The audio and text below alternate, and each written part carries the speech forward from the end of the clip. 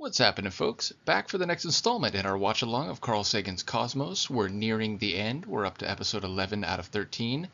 And this one is called The Persistence of Memory, and it does indeed relate to memory and the way brains function, but also other means and hardware for preserving information and understanding throughout the human generations. So let's dive straight into it. This is episode 11 of Carl Sagan's Cosmos, A Personal Voyage, and it's called The Persistence of Memory.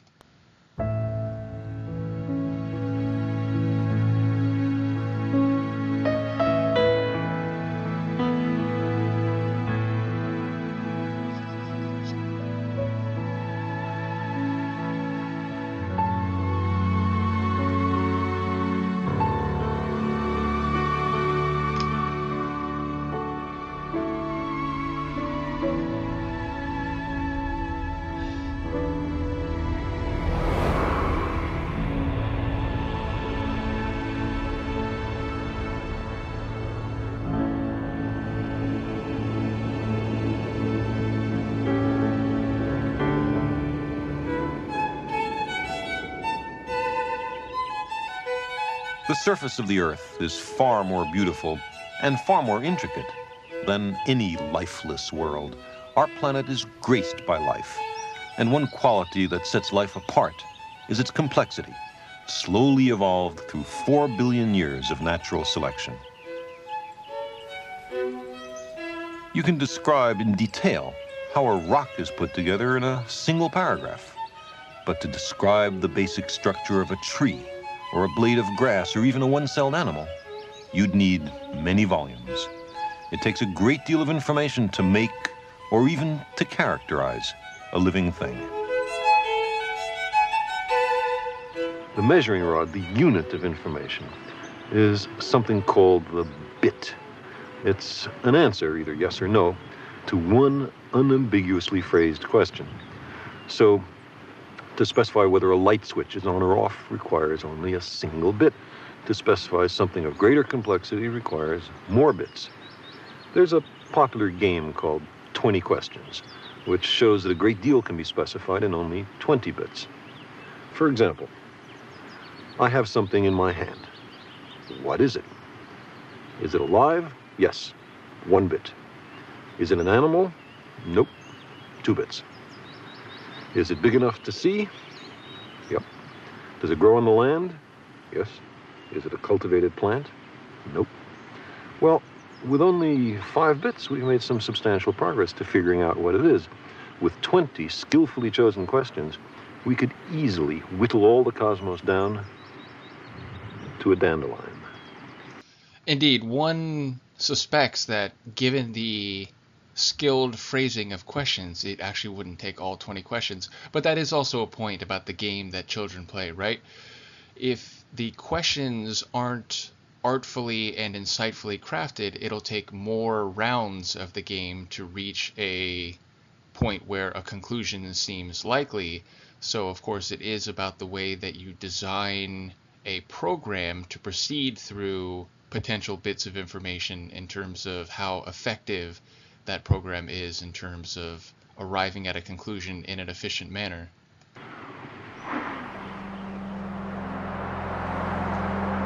And of course, we do enjoy the persistence not only of memory, but of the iconography and metaphorical expressions in the show, meaning we've had a dandelion show up from the very first episode. It's also the visual representation of Sagan's spaceship of the imagination. It's a living thing and thus is part of the not only story of planet Earth and life on it, but it is a reflection of the complexity that the cosmos has wrought through its physical and chemical processes. So again, it's like on multiple levels, the dandelion is the visual icon of the show more than anything else.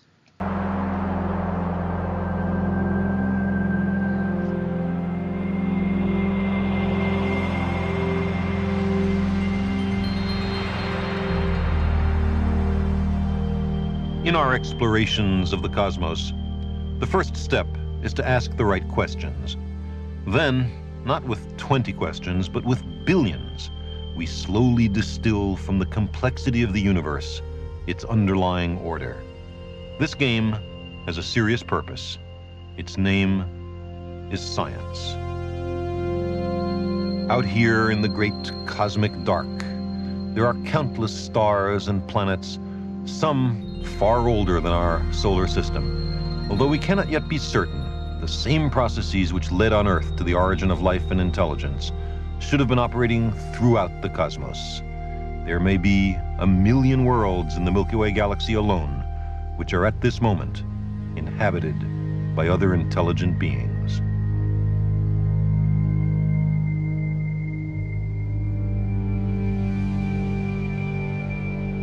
What a wonder, what a joy it would be to know something about non-human intelligence.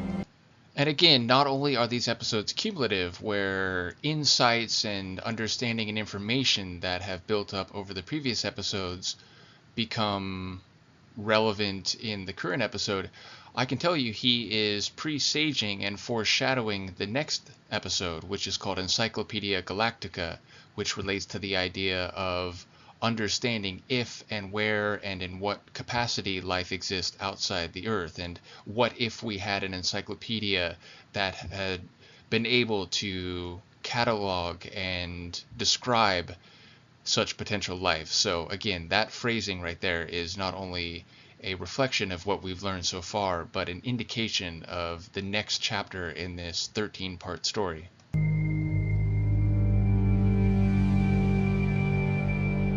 What a wonder, what a joy it would be to know something about non-human intelligence. And we can.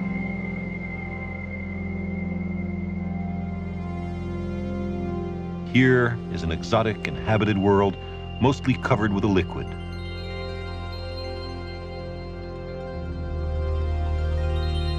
We seek the dominant intelligence that lives beneath its fluid surface.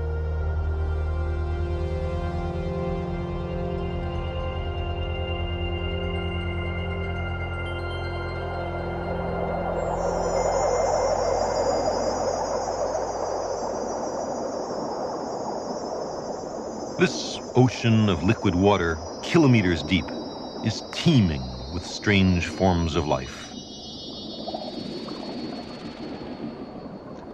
I'm not certain, but I think that might be a lion's mane jellyfish. They're one of the largest subspecies of jellyfish, and I think they mainly exist in colder waters. But yeah, I was recently reading, doing one of those Wikipedia deep dives, and I was reading about jellyfish, and I believe that's one of the largest subspecies.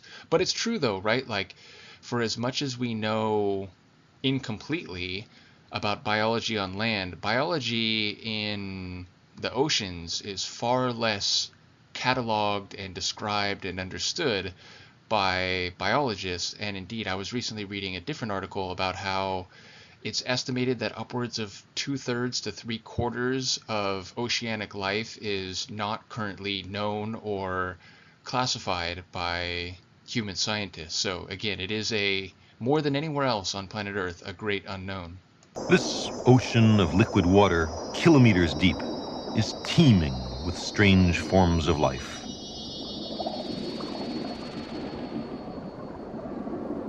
There are communities of transparent beings.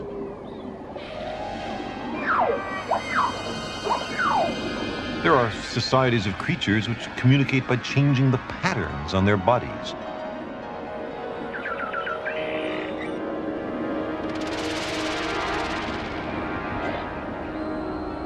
There are beings that give off their own light.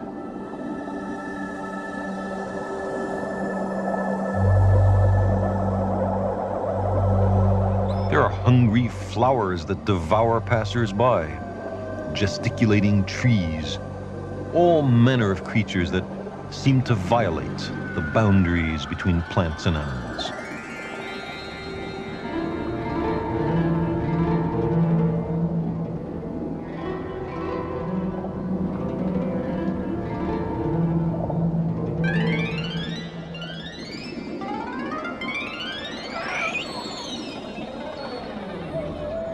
There are beings that flutter through the ocean like waltzing orchids. And just a little visual throwback there. I think that eyeball that we just saw was one of the visual motifs used during the War of the Worlds voiceover that we heard in the Mars episode. So yeah, it's like not an overt callback there, but I do believe that's what that was.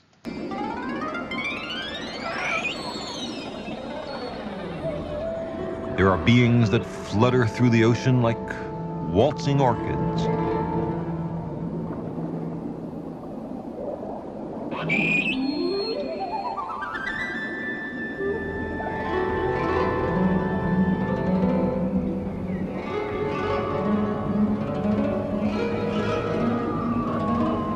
These are a few of the species that inhabit the water world called Earth.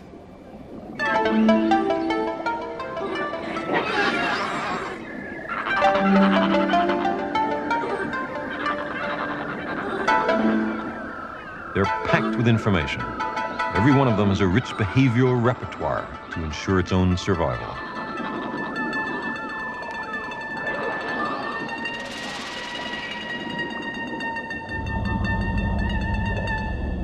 But the grandest creatures on the planet, the intelligent and graceful masters of the deep ocean, are the great whales. They're the... I want to give a shout out to the folks who've been following this journey, and indeed I've had some great comments along the way, including a handful of people who found my YouTube channel through these Cosmos Watchalongs. And not only did someone comment just yesterday that they've been going back through some of the earlier Watchalongs while waiting for this next episode, but yeah, someone commented recently that the next episode is the one where Sagan does his impression of whale song. And for those who know the, what is it, Most Glorious Dawn? I'm forgetting exactly the name of the track, but the tune that was made with his vocal samples from this series, and of course I think Stephen Hawking's voice as well. Yeah, Most Glorious Dawn, isn't that right? They use Sagan's impression of whale song as a percussive rhythmic feature of that track. So if you've heard that track but not seen this episode, you're about to hear something that you may recognize. But the grandest creatures on the planet, the intelligent and graceful masters of the deep ocean, are the great whales. They are the largest animals ever to evolve on the planet Earth, larger by far than the dinosaurs. Their ancestors were meat-eating mammals who migrated 70 million years ago in slow steps from the land into the waters. And I remember reading that in the world of evolutionary biology, that was a notable surprise, meaning it was long assumed that whales were descended from an older lineage which had always lived in the water and essentially were, not living fossils like a coelacanth, but were similar to the species from which they had descended. But eventually, I believe it was through a genetic comparison with hippopotamuses where it was found that they shared a lot more genetic similarity than whales did with other seafaring creatures that had always had ancestors that lived in the ocean. And it eventually came to an understanding that whales were descended from a lineage that had actually lived on land after, earlier living in the ocean like animals had, and had then readapted over many, many generations into an oceanic life form again. And again, I think when it comes to evolutionary biologists, that was one of the most surprising and astonishing discoveries and understandings that arose in recent centuries. Whales like these humpbacks are still mammals. Their ancestors were meat-eating mammals who migrated 70 million years ago in slow steps from the land into the waters. Whales like these humpbacks are still mammals. We humans have much in common with them. Mothers suckle infants, there's a long childhood in which adults teach the young, and there's a great deal of play. These are mammalian characteristics, vital if an animal is to learn. But the sea is murky. The senses of sight and smell, which work well for mammals on the land, are not much use here. So the whales evolved an extraordinary ability to communicate by sound. For tens of millions of years, the whales had no natural enemies. And then a new and alien and deadly creature suddenly appeared on the placid surface of the ocean.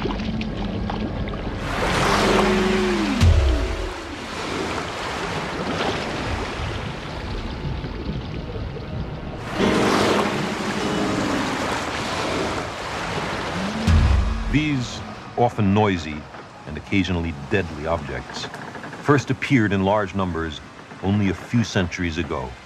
They are artifacts manufactured by land creatures whose ancestors last lived in the oceans 350 million years ago.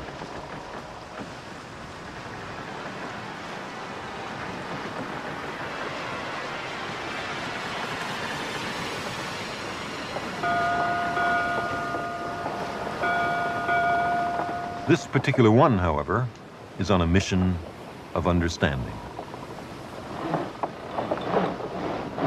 It's called the Regina Maris, the Queen of the Sea. And one of its jobs is to record the sounds of whales. Some whale sounds are called songs, but we really don't know what their contents are. They range in frequency over a broad band of sounds down to frequencies well below the lowest sounds that the human ear can make out.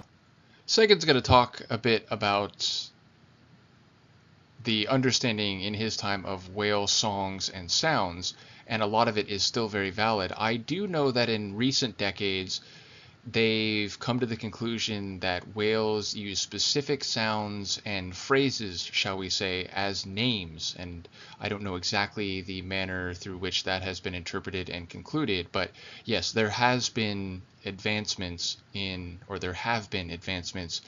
the understanding of whale song and communication since this, even though, again, Sagan's about to give us a lot of information which is still very valid. A typical whale song lasts maybe 15 minutes, the longest perhaps half an hour.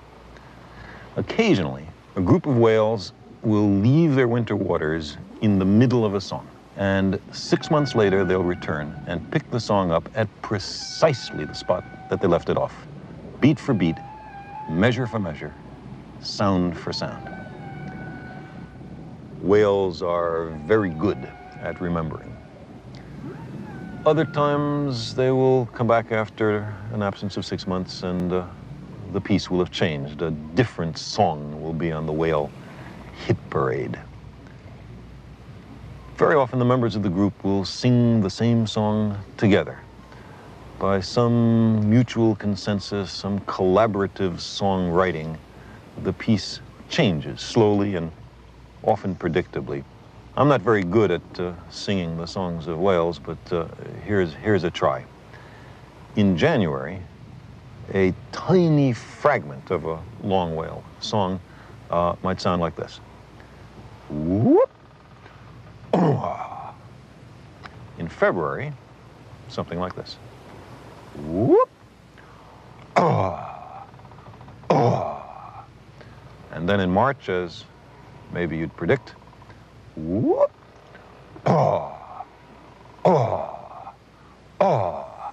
One additional a month. Again, so you have to, if you haven't heard the song, you should go check, and I think I've reacted to it. It was an older reaction, so it's probably when my camera was very, let's say, hazy. But yes, there is a percussive and rhythmic feature of that track, which is looped Sagan doing those two sounds. And so when I hear it in this context, I want it just to break into that rhythm. But yes, it's a very great usage of a very memorable moment in this episode and the show more broadly. The complex patterns in the songs of the whales are sometimes repeated precisely. If I imagine that the songs of the humpback whale are sung in a tonal language, then the number of bits of information in one song is about the same as the information content of the Iliad or the Odyssey.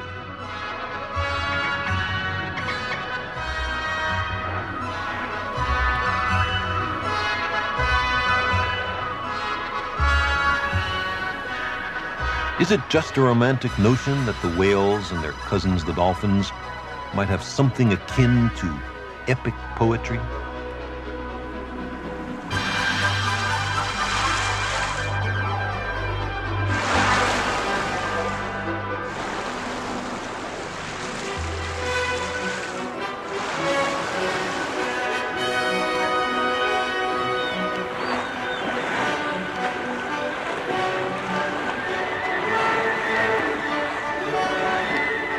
What might whales or dolphins have to talk or sing about? They have no manipulative organs. They can't make great engineering constructs as we can. But they're social creatures. They hunt and swim, fish, browse, frolic, mate, play, run from predators. There might be a great deal to talk about.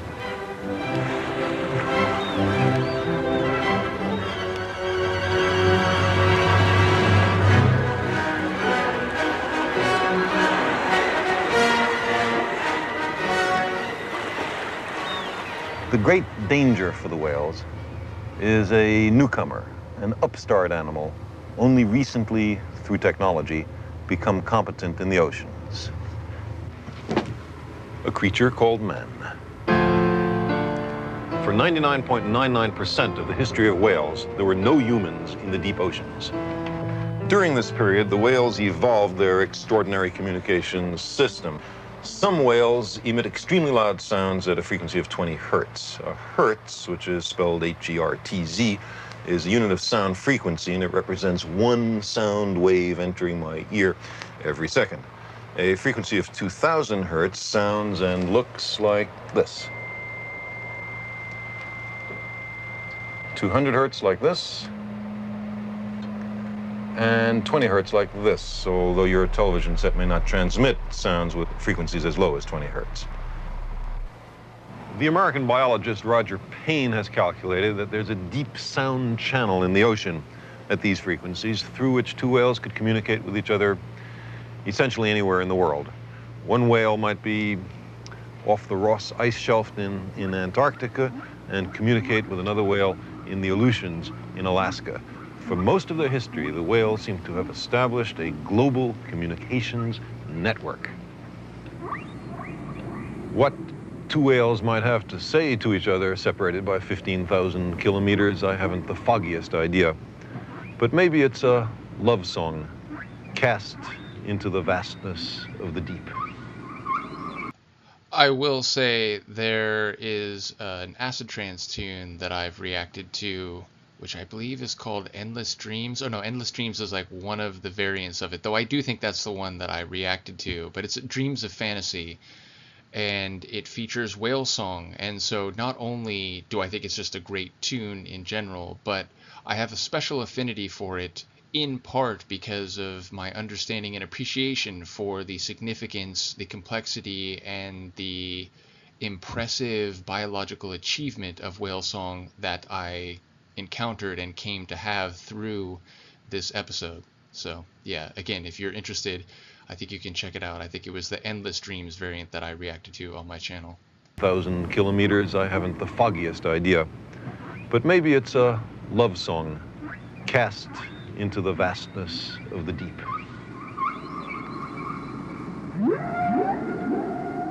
Now, this calculation on the range of whale communications assumes that the oceans are quiet.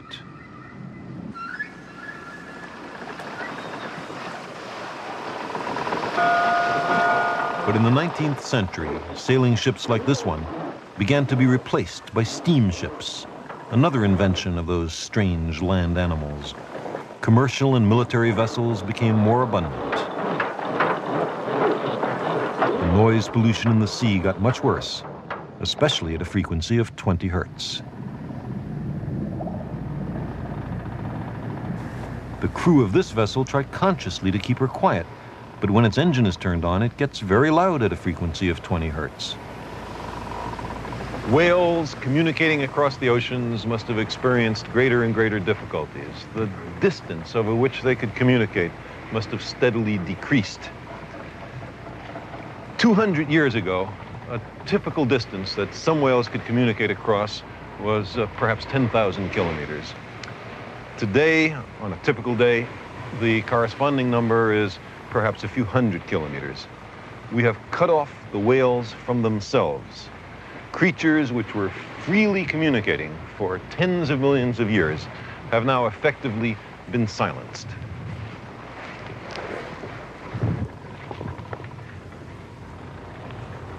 And we've done worse than that, because there persists till this day a traffic in the dead bodies of whales. There are humans who gratuitously hunt and slaughter whales and market the products for dog food or lipstick.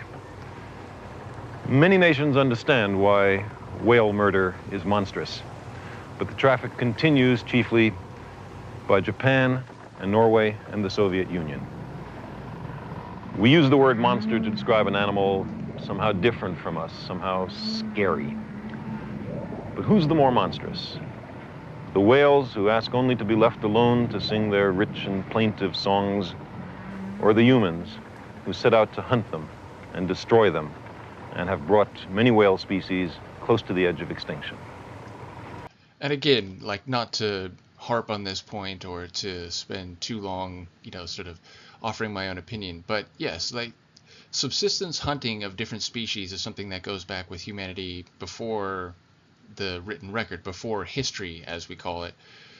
But commercial whaling, the large-scale slaughter of whales and also dolphins for cosmetic products, for, let's say, the usage of their parts that is not about subsistence, that is not about an individual band of humans, making a living and so on, I think is indeed monstrous. And it is absolutely true that Norway and Japan, maybe more than any other nations, have continued to justify commercial whaling even as many other nations have stopped. Now, again, I don't know exactly the status to this very day of, which countries still have companies that engage in large-scale commercial hunts of whaling and dolphins, but I do very much sympathize with this section of Sagan's analysis. And again, we humans, despite admirably, finding ways to survive in all sorts of environments, can surely, in a modern time when there are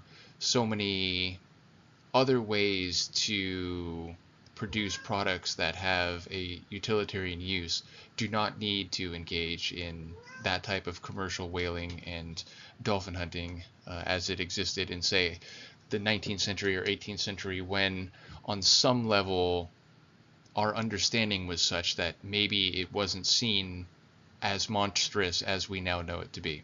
Okay, soapbox rant over. We're interested in communication with extraterrestrial intelligence. Wouldn't a good beginning be better communication with terrestrial intelligence, with other human beings of different cultures and languages, with the great apes, with the dolphins, but particularly with the whales?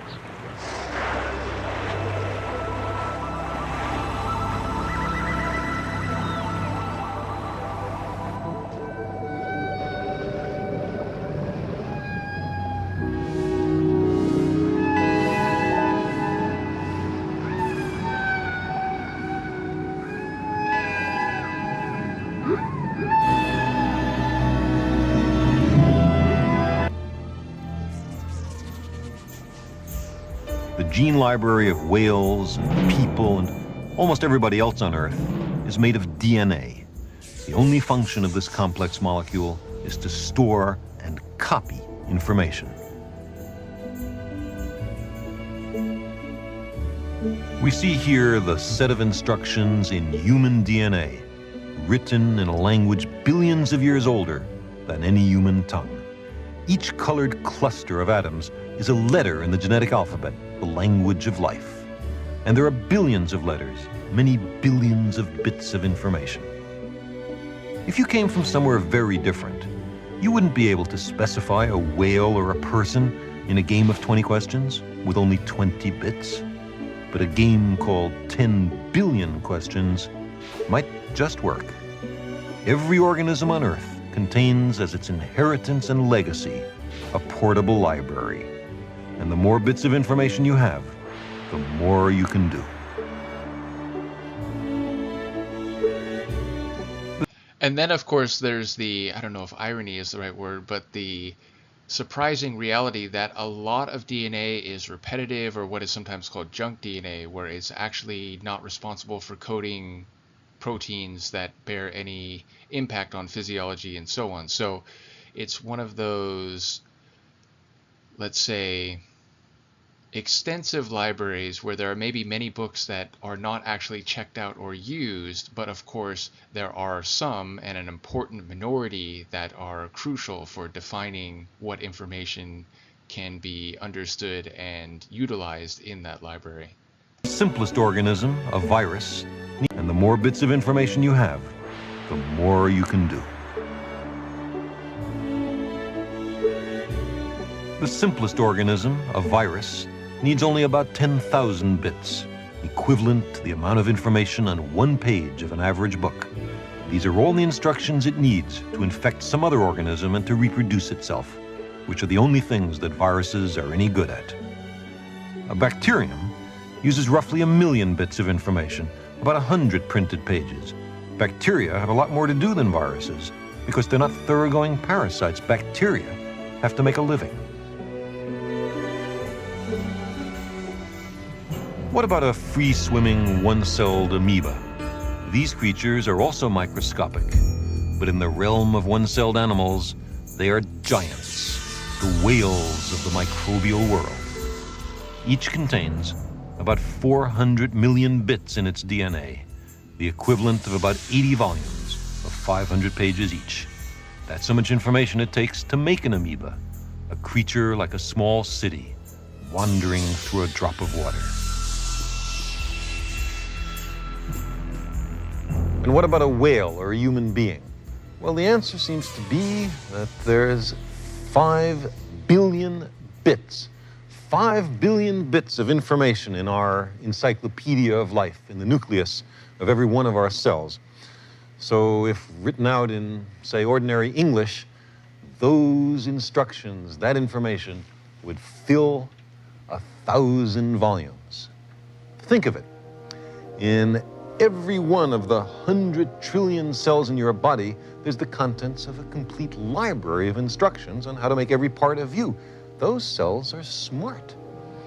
If this were my gene library, it would contain everything my body knows how to do on its own without being taught.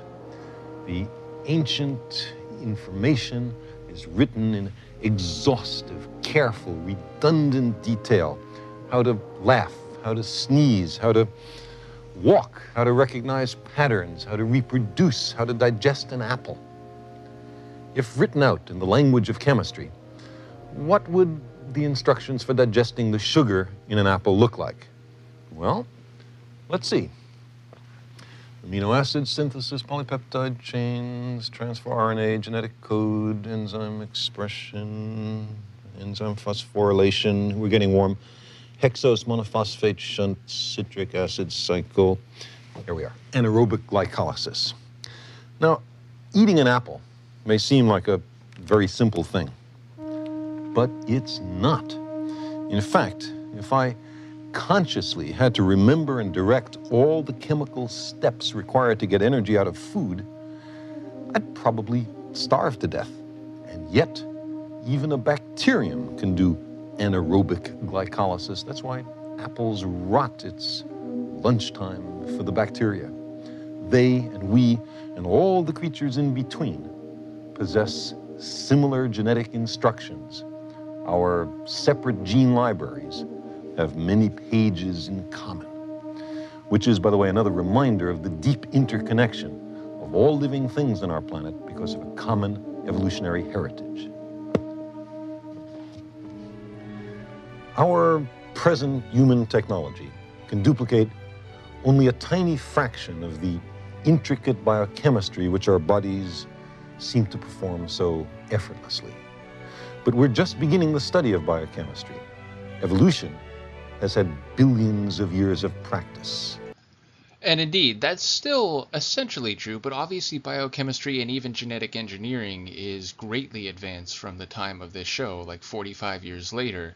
And there are not only incredible advancements in the technology and the theoretical understandings of what is possible when it comes to bioengineering and genetic engineering, but of course there are increasingly greater questions of ethics in terms of genetic engineering. And this is something that even 45 years ago, Sagan was well aware of, the future possibilities and potential dangers that come with enhancing technology in those fields. The DNA knows. Now, what if what we had to do was so complicated that even several billion bits of information wasn't enough? What if, for example, the environment were changing so fast that the pre-coded genetic encyclopedia, which may have served us perfectly well in the past, is now not perfectly adequate?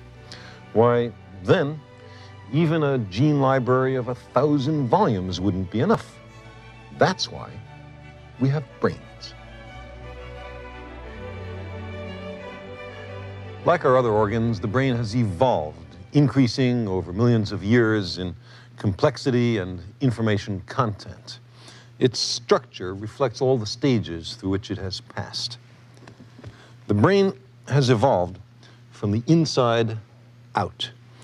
Deep inside is the oldest part, the so-called brain stem. It conducts many of the basic biological functions, including the rhythms of life, like heartbeat and respiration. The higher functions of the brain have evolved in 3 successive stages, according to a provocative insight by the American biologist Paul MacLean. You see, capping the brain stem is the so-called R complex, R for reptile. It's the seat of aggression, ritual, territoriality, and social hierarchies. It evolved some hundreds of millions of years ago in our reptilian ancestors. So deep inside our brain is something rather like the brain of a crocodile. And just a little quick personal anecdote here. My dad was a neurologist for many, many years. He's retired now, but he in particular studied not only the brain, but its control over the nervous system. And although he was a practicing neurologist, meaning he saw patients who had neurological disorders and so on, he was very interested in the theoretical and conceptual underpinnings of his field and was constantly reading new journals and so on. And I remember when I watched this with my parents in the the mid to late 2000s, he was especially interested in this part, and he said that much of the information stands up today, and even though some of it is presented in, let's say, layman's terms, he says it was impressive the degree to which Sagan is able to articulate very complicated neuroscience ideas in phrasing that everyday folks like you and I can understand. So yeah, again, as my neurologist dad said, this section stands up well over time and is presented in a way that makes it understandable even to those who have no professional experience in the field. Surrounding the R complex is the limbic system, or mammal brain. It evolved some tens of millions of years ago in ancestors who were mammals, all right, but not yet primates like monkeys or apes. It's a major source of our moods and emotions, our concern and care for the young. And then finally, on the outside of the brain, living in a kind of uneasy truce with the more primitive brains beneath, is the cerebral cortex, evolved millions of years ago in ancestors who were primates.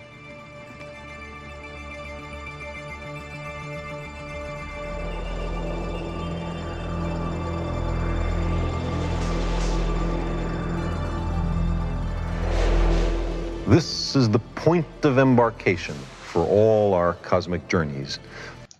I do apologize. I'm going to continue to do this. There's already been a couple monologues that we've heard in this episode so far, including the one where he talks about, we're looking for extraterrestrial intelligence. Wouldn't it be a good idea to begin trying to communicate with terrestrial intelligence, especially the whales, that I've sampled in some of my mixes. But I have a mix called Embarkation, and of course it begins and largely features this particular monologue.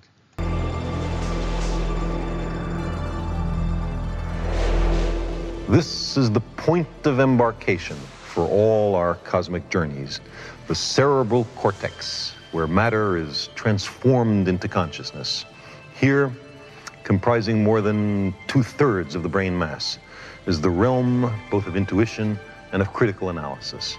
It's here that we have ideas and inspirations, here that we read and write, here that we do mathematics and music. The cortex regulates our conscious lives.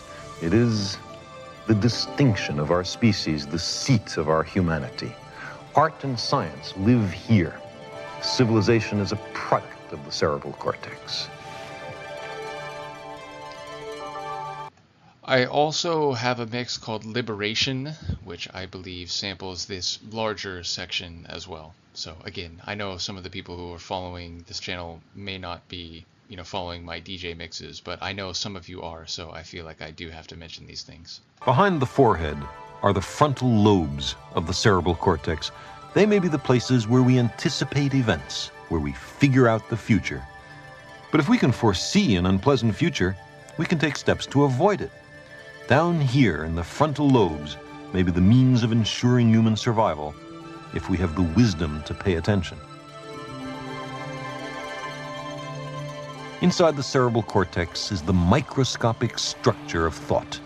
The language of the brain is not the DNA language of the genes. What we know is encoded in cells called neurons, tiny switching elements, every connection representing one bit of information. How many neurons do each of us have? Maybe 100 billion, comparable to the number of stars in the Milky Way galaxy. And there are something like 100 trillion neural connections. This intricate and marvelous network of neurons has been called an enchanted loom, where millions of flashing shuttles weave a dissolving pattern. Even in sleep, the brain is pulsing and throbbing and flashing with the complex business of human life, dreaming, remembering, figuring things out. And again, not to digress too much, but as my dad was a neurologist and I often talked to him about his work, and he did his best to characterize his understandings and work in a way that I could understand as someone, again, who did not pursue the natural sciences. He would often talk about how, some people think about a brain as like a storage center, like a place where you can keep information like it's put in a file cabinet. And he'd say it's not really like that. It's, the way that neurons and synapses between them work is that information is conducted along different routes, and neurons are activated as part of larger passageways of thought. And so that activating one passageway can not only activate others that are nearby, and thus, when we have a thought and it reminds us of something else that seems intuitively like you can understand why that would be the case, but also that the more that certain neural pathways are activated and utilized, the more active and correct, or not correct, but the more, what is the right word? The more effective those pathways are conducted. And thus, again, when we learn about something and we become very knowledgeable in it and we study it more and more, that type of information is more easily accessed by our brain, and it's because those pathways become more and more ornate and crystallized, if you will. So thinking of thought like fire rather than storage cabinets, where it's passing through areas that are combustible, I think is a very effective metaphor. And again, it sort of relates to the way that my dad would try to explain the way that neurons and synapses work. So I'll stop interrupting. I do apologize. But this is something which, again, like based on my own family history, is a particularly interesting aspect of this episode. Our thoughts, our visions, our fantasies have a tangible physical reality. What does a thought look like? Well, it's made of hundreds of electrochemical impulses. Over there, for example, is a spark of a memory, maybe the smell of lilacs on a country road in childhood. And there goes a bit of an anxious all-points bulletin.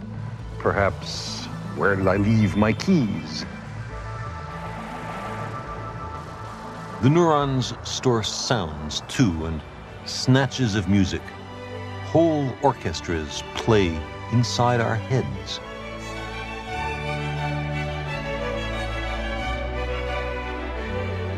The landscape of the human cerebral cortex is deeply furrowed, and there's a good reason for it. These convolutions greatly increase the surface area available for information storage in a skull of limited size.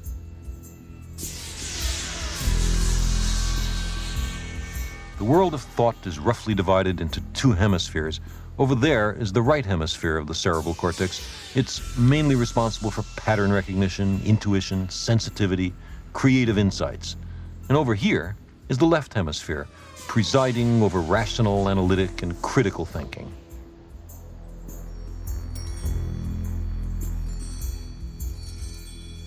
These are the two sides, the dual strengths, the essential opposites that characterize human thinking. Before us are the means, both for generating ideas and for testing their validity. There's a continuous dialogue going on between the two hemispheres of the brain, channeled through this immense bundle of nerve fibers, which is called the corpus callosum. It's a bridge between creativity and analysis, both of which are necessary if we're to understand the world. The information content of the human brain, expressed in bits, is probably comparable to the number of connections between the neurons in the cortex, about 100 trillion bits, 10 to the 14th connections. If written out in English, it would fill some 20 million volumes, as many as in the world's largest libraries.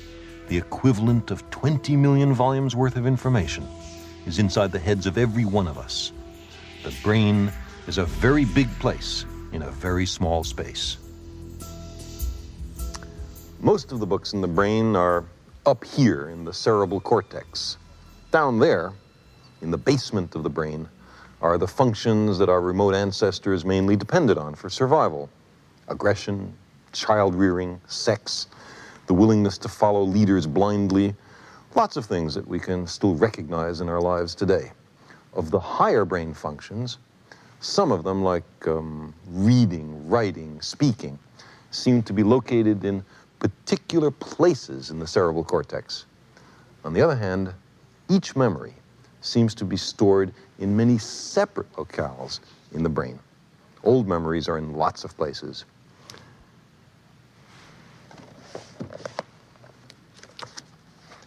And again, the idea that these electrochemical impulses that pass from synapse to synapse and travel through the brain, it's, he's talking about storage. And again, brains do store information, but it's not like any particular memory is in one particular spot in terms of its physical location. It's as these synaptic connections are expressing over larger parts of the brain that a conscious thought for you and I is created. Here's one of my earliest memories.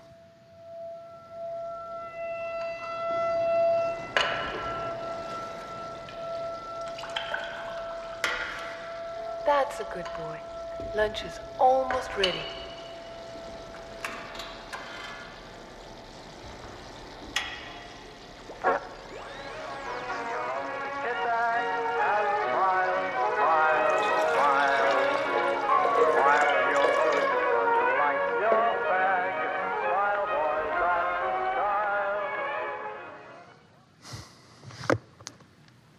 That was a long time ago. But its imprint has not faded in the library of this brain.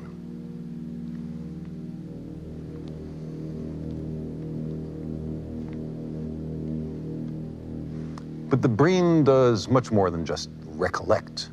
It intercompares, it synthesizes, it analyzes, it generates abstractions.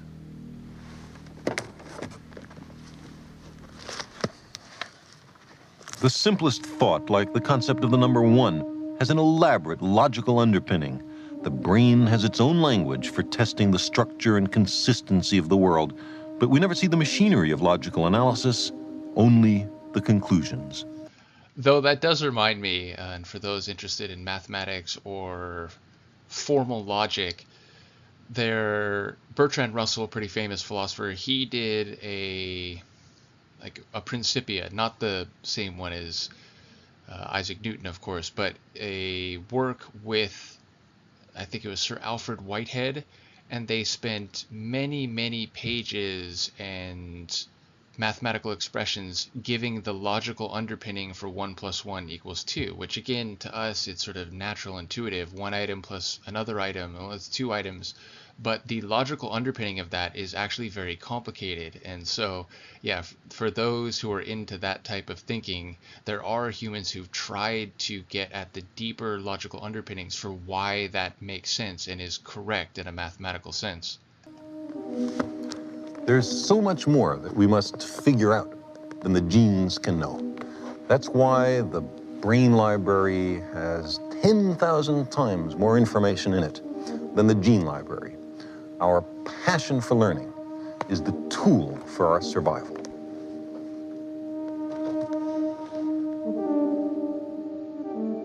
And unlike the musty bindings of our gene library, in which hardly a word changes in a century, the brain library is made of loose-leaf books. We're constantly adding new pages and new volumes.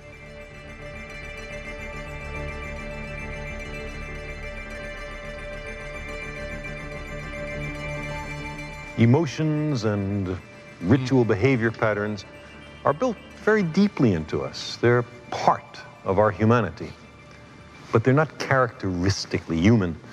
Many other animals have feelings. What distinguishes our species is thought. And again, the understanding of that has advanced over time, and we understand that there are more than just mammalian brains that experience what we would rightly call feelings, psycho-emotional cognition. And ultimately, while mammalian brains have that type of cognition that is more similar to our own, again, we now understand that there are different biological lineages with brains that experience what we would rightly characterize as feelings. I will say also, this entire run is the monologue that I sampled in that mix, Liberation. Our humanity, but they're not characteristically human. Many other animals have feelings. What distinguishes our species is thought. The cerebral cortex is, in a way, a liberation. We need no longer be trapped in the genetically inherited behavior patterns of lizards and baboons, territoriality and aggression and dominance hierarchies. We are, each of us, largely responsible for what gets put into our brains, for what, as adults, we wind up caring for and knowing about. No longer at the mercy of the reptile brain, we can change ourselves. Think of the possibilities.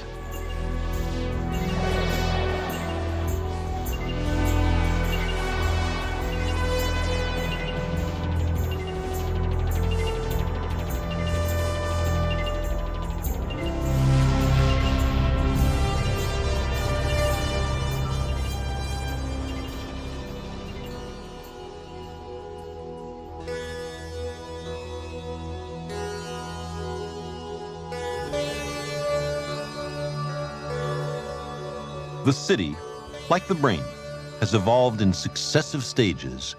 The vestiges of its past are still retained among the constructions of the present.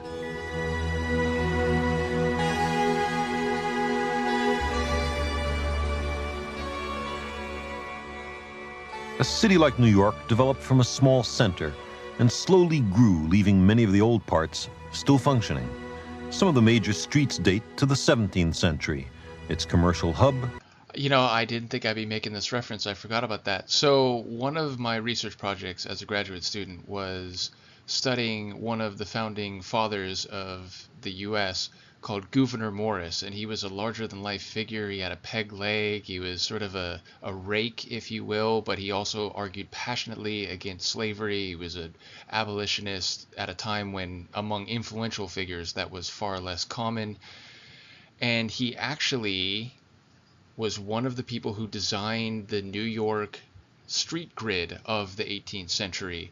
So yes, the earliest foundations of the New York street layout in the 18th century were done in large part, or were engineered in one respect by a figure that I studied in my professional, like, historical capacity, Gouverneur Morris. So there you go.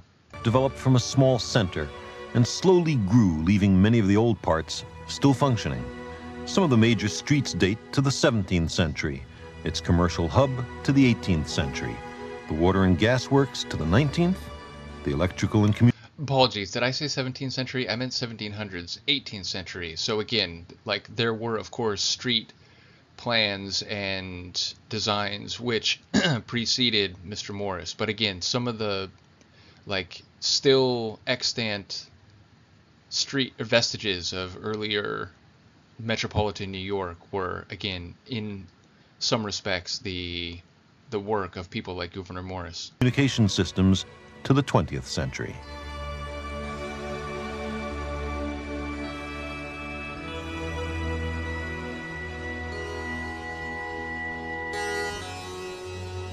The city has evolved much faster than the brain.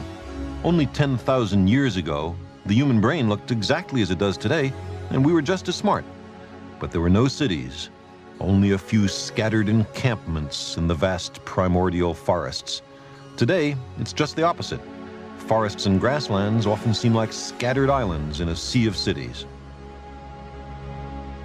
If you were an observer from an alien world, you would have noticed that something very complicated has been happening here over the last few thousand years. It might take you a while to figure out the details, but you would recognize by its complexity unmistakable evidence for intelligent life.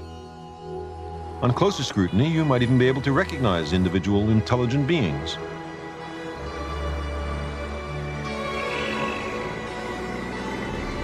The evolution of the city is due to their conscious activity. Millions of human beings working more or less together to preserve the city, to reconstruct it, and to change it.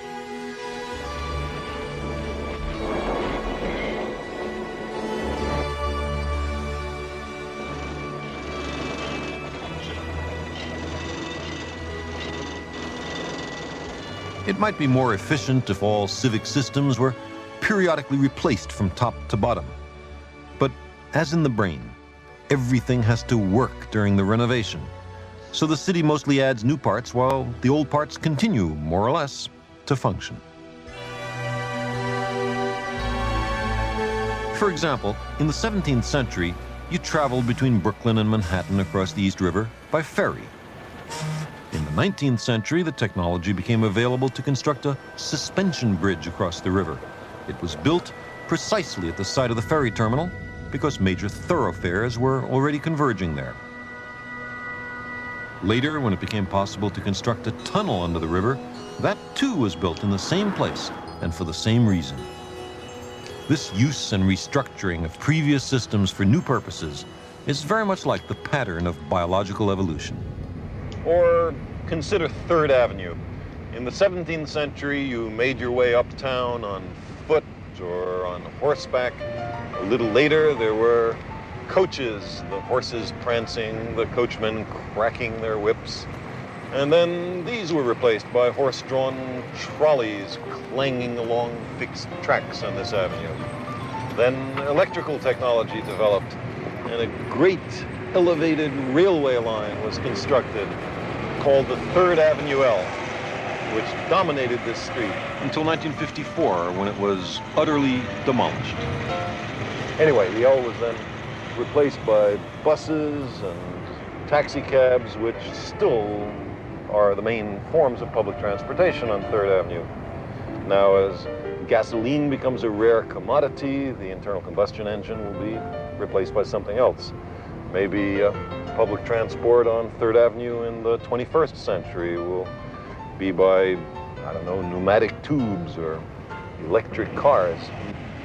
Every step in the evolution of 3rd Avenue transport has been conservative, following a route first laid down in the 17th century. But the brain is still more conservative than the city. If this were the brain, we might have horse-drawn trolleys and the L and buses all operating simultaneously, redundantly, competitively. The vestiges of earlier history clearly in evidence.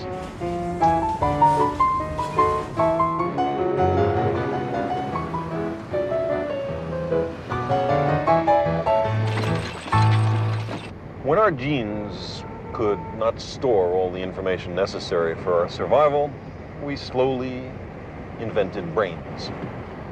But then the time came, maybe tens of thousands of years ago, when we needed to know more than could conveniently be stored in brains. So we learned to stockpile enormous quantities of information outside our bodies. We are the only species on the planet, so far as we know, to have invented a communal memory.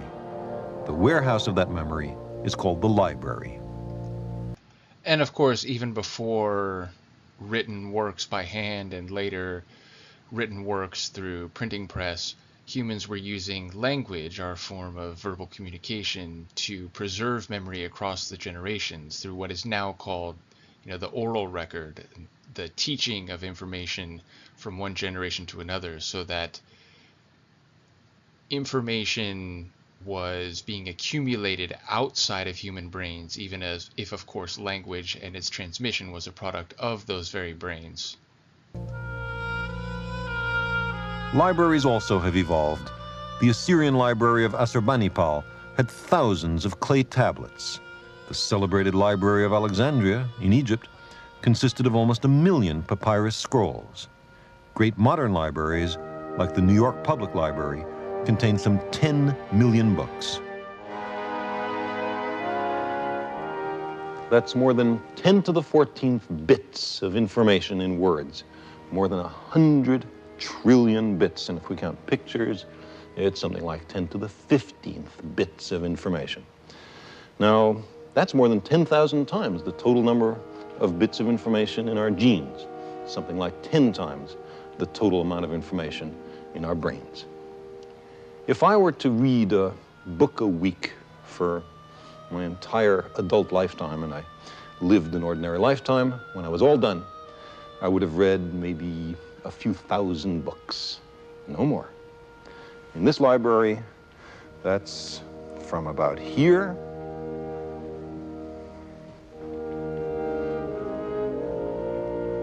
roughly to about here. But that's only 0.1% or so of the total number of books in the library. The trick is to know which books to read.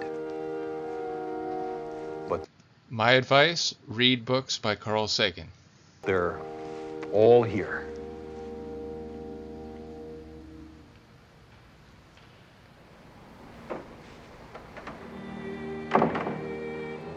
What an astonishing thing a book is.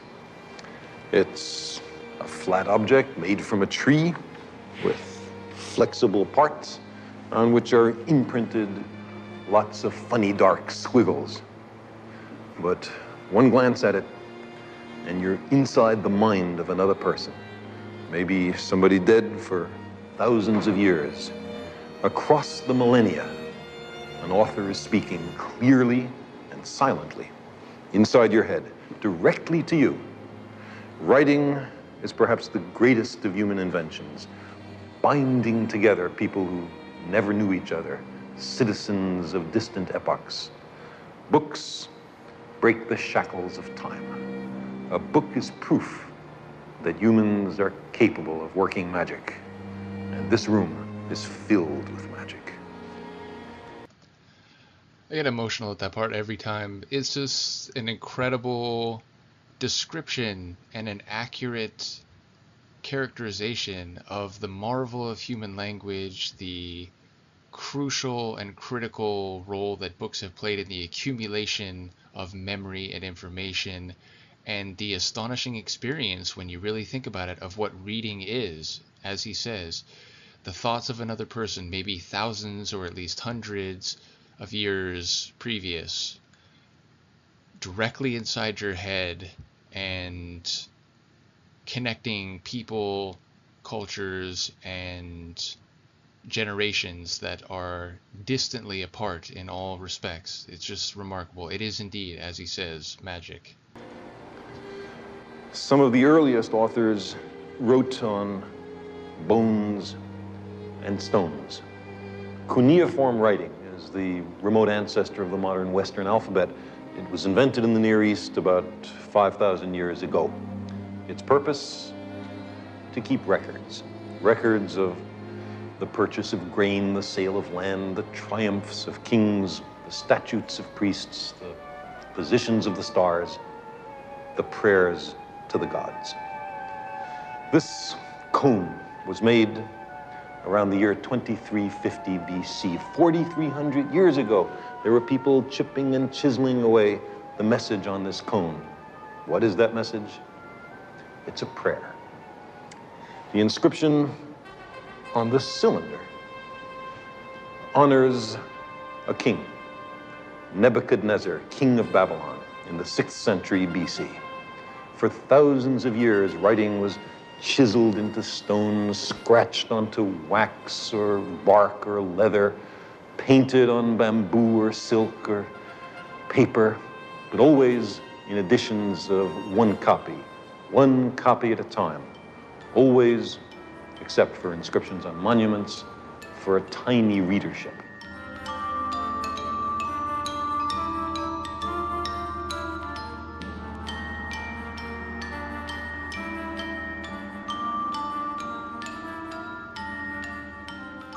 But then, in China, between the 2nd and the 6th centuries, paper, ink, and printing with carved wooden blocks were all invented more or less together, permitting many copies of a work to be made and distributed. This is Chinese magic from the 12th century. It took 1,000 years for the idea to catch on in relatively remote and backward Europe. Just before the invention of movable type around the year 1450, there were no more than a few tens of thousands of books in all of Europe, every one of them handwritten. 50 years later, there were 10 million printed books in Europe. Learning became available to anyone who could read. Suddenly, books were being printed all over the world.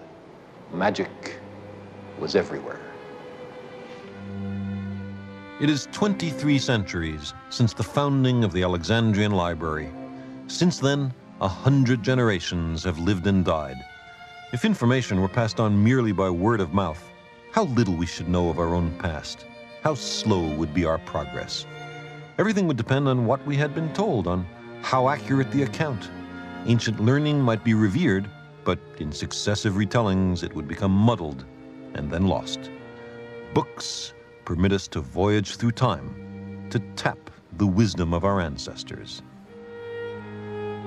A library connects us with the insights and knowledge of the greatest minds and the best teachers, drawn from the whole planet and from all our history, to instruct us without tiring and to inspire us to make our own contributions to the collective knowledge of the human species.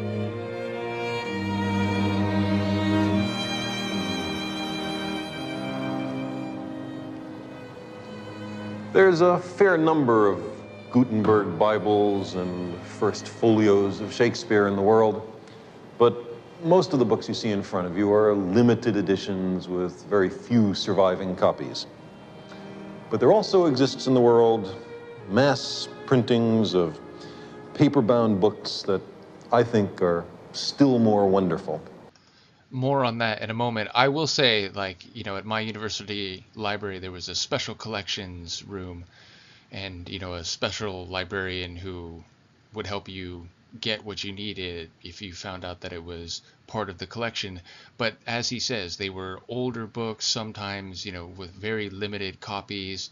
And although we didn't have any first folio, Shakespeare copies, I don't think, definitely when I did some of my historical research, I found out that, wait, our library has a copy of this, 200-year-old book, but it's in special collections. I can't check it out, or I can't take it home with me. I have to read it in the library, like special collections room. And, in some cases there were special instructions because a book would be very brittle or the binding was coming apart and so on. So not even remembering exactly that he was going to talk about that when he came into this room, it looks like a special area in a library. So I am somewhat familiar with a room like this from my old university library.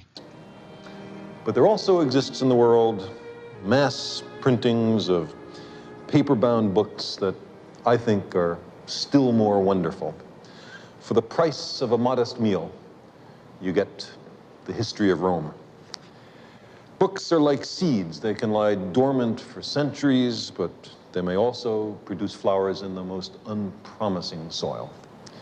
These books are the repositories of the knowledge of our species and of our long evolutionary journey from genes to brains to books.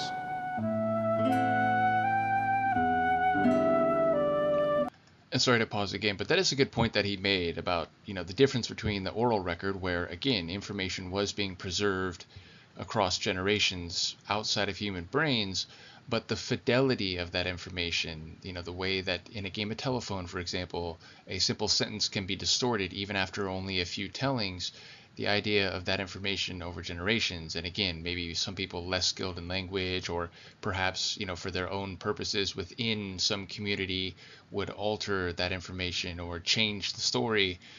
It was a less reliable reservoir and preservation of memory than books is. So yeah, as I said, it was the next extension or iteration of the accumulation of information and memory, but one that was much more faithful in terms of the details of that preservation.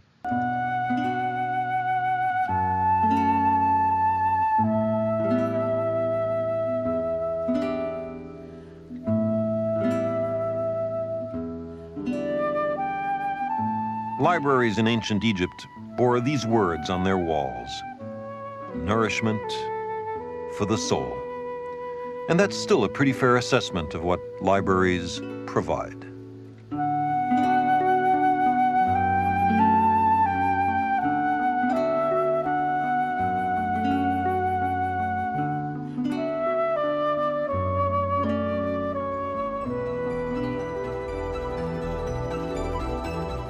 Even at night, the city, like the brain, is busy assimilating and distributing information. Information keeps it alive and provides the tools to adapt to changing conditions. The long human journey from genes to brains to books.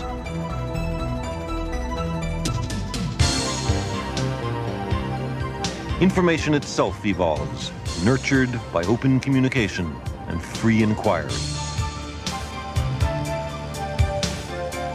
The units of biological evolution are genes. The units of cultural evolution are ideas. Ideas are transported all over the planet. They reproduce through communication. They are selected by analysis and debate.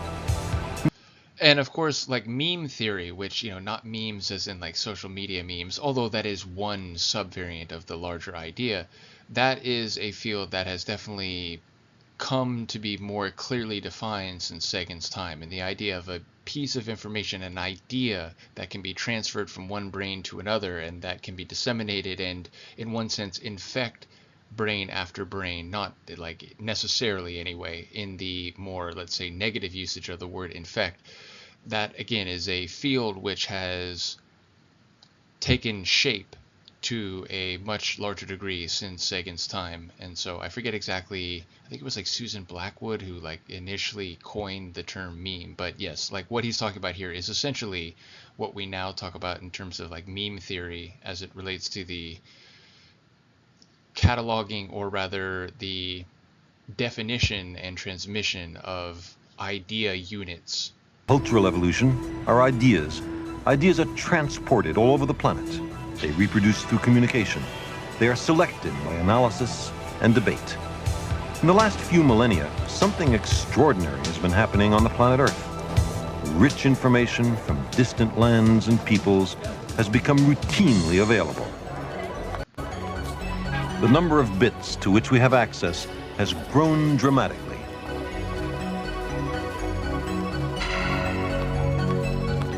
Computers can now store and process enormous amounts of information extremely rapidly.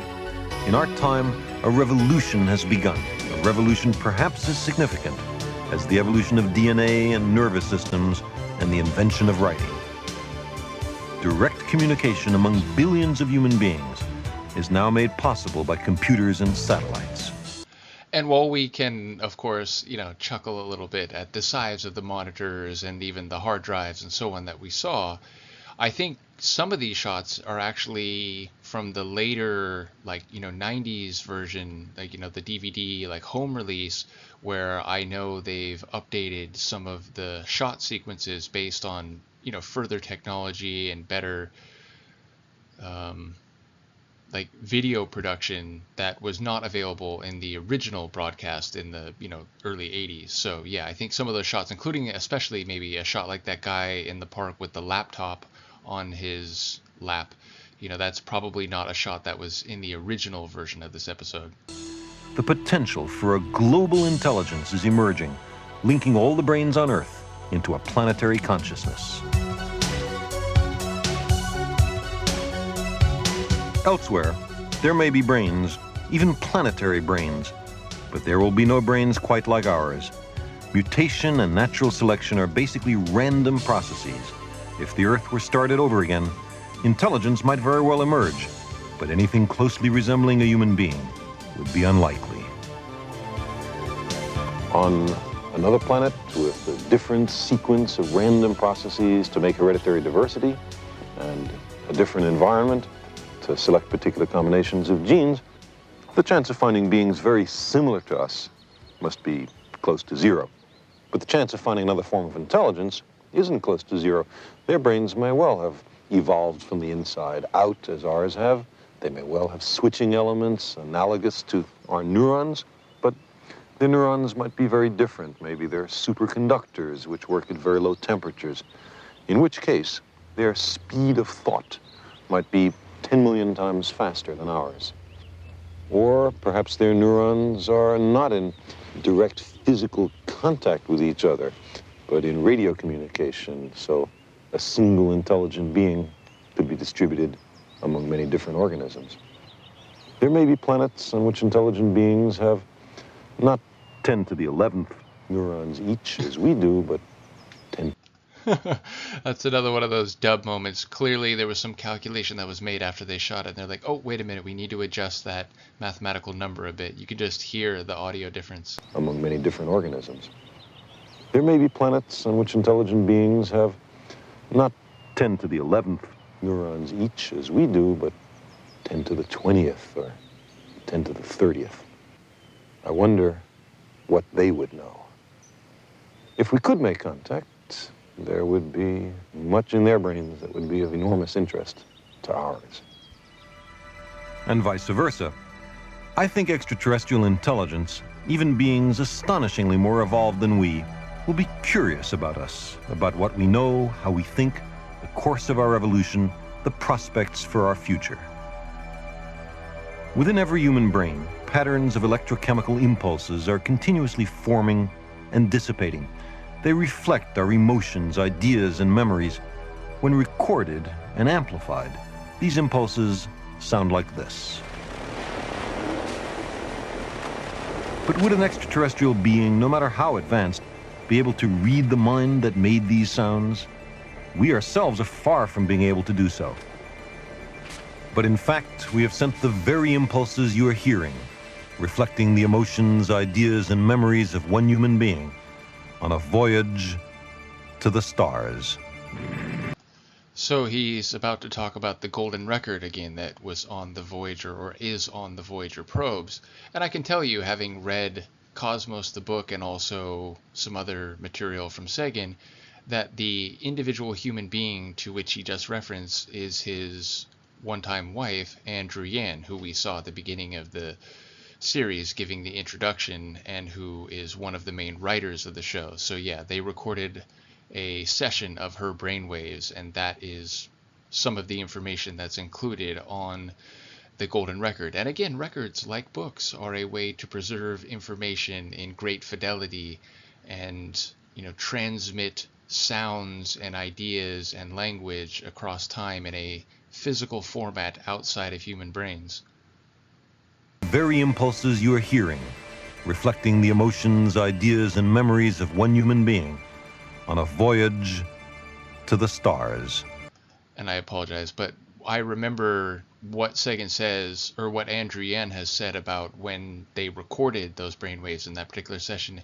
She was thinking about certain things, like when she first fell in love, and so also more intellectual matters. So she was trying to express cognition that was both rational and emotional, and the different facets of human cognition.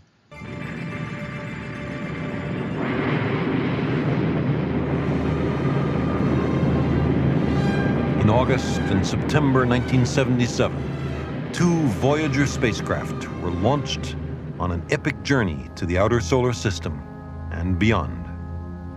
Their scientific mission was to explore the giant planets. First Jupiter and its satellites, and then Saturn and its system of moons.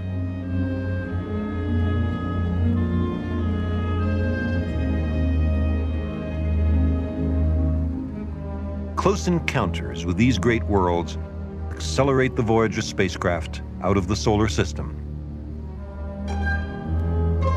As an incidental consequence of their trajectories, they will be carried inexorably into the realm of the stars, where they will wander forever.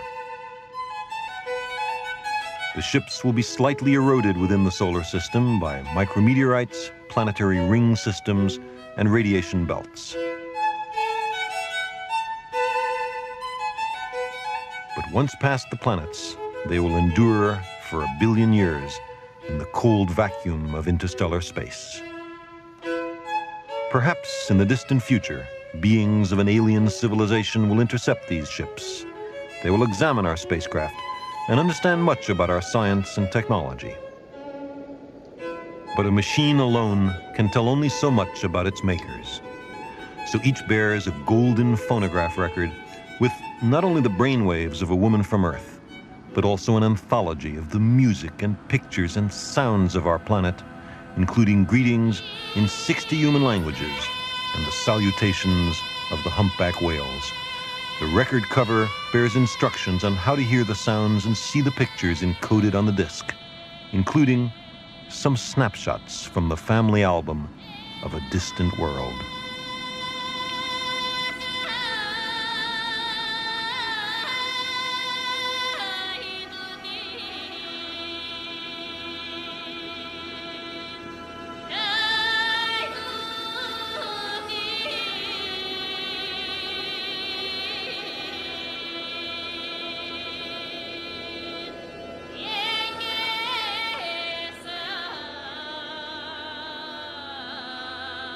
The Voyager record is a message in a bottle, cast into the cosmic ocean. It contains some of our thoughts and our feelings, something of the information we store in genes and brains and books. The recipients, if any, will understand the pictures and sounds incompletely at best. But one thing would be clear about us: no one sends such a message on such a journey without a positive passion for the future. For all the possible vagaries of the message, they will be sure that we were a species endowed with hope and perseverance, at least a little intelligence, and a longing to make contact with the cosmos.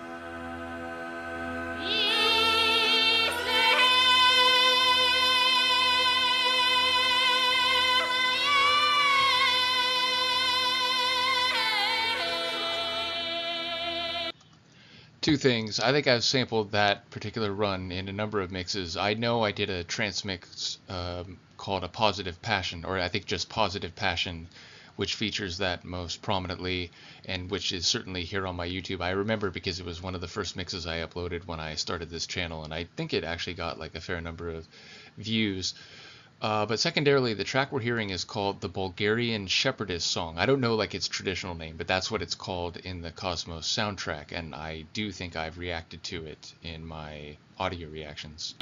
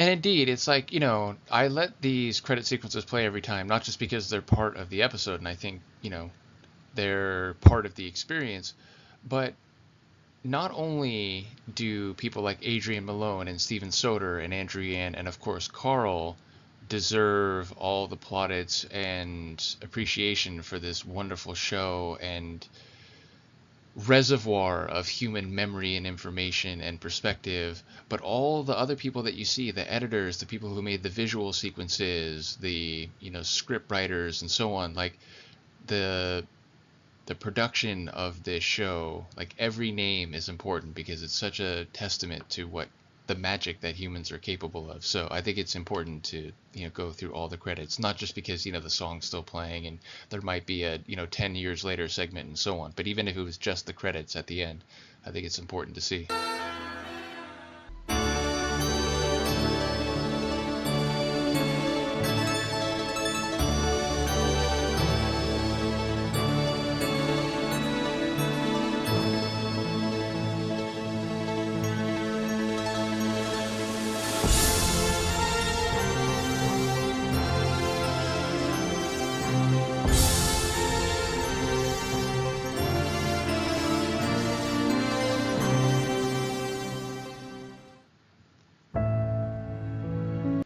Well, we can watch it again. Indeed, you can just rewind this and watch it again if you think it's as good of an episode as I do. So yeah, that's one of my favorites. I mean, they're all great, but I do think this is a very special episode in the way it talks about brains and books and genes and, Whale Song, which I love that he mentions Whale Song was one of the things that they put on those golden records. But yes, the way it builds and the way the concept of information and bits and their storage in different formats, both inside biological organisms and outside, and then the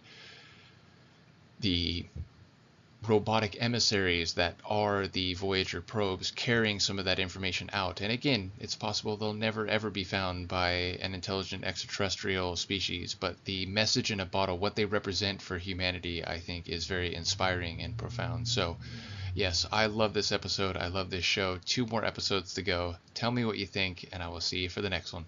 Peace.